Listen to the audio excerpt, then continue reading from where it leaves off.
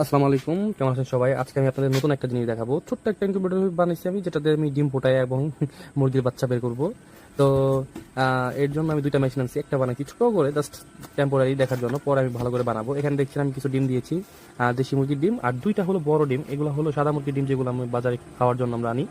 তো এগুলা এভাবে ঘোরাই দিতে হয়, মানে দিনে 3 থেকে 5 বার এরকম সামথিং ঘোরাই দিতে হয়।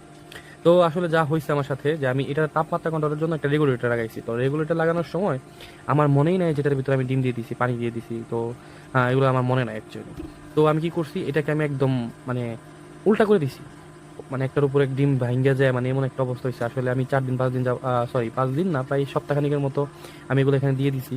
তো দেখেন কি হয়েছে, এই যে আমার ডিমটা দেখতেছেন, এরকম 4টা ডিমের মধ্যে ভেঙে গেছে। তো আমি কি করছি, তো একটা খুশি সংবাদ আমি আপনাকে বলছি যে আমি কি করছি, এক ফোঁটা সুপার গুলো টেবিলের মধ্যে ফালাইয়া আঙ্গুলের মধ্যে ভরাইয়া, তো ওটার উপর দিয়ে আমি একটু একটু একটু একটু করে লাগাই দিছি। এখন এটা হার্ড হয়ে গেছে আল্লাহর রহমতে।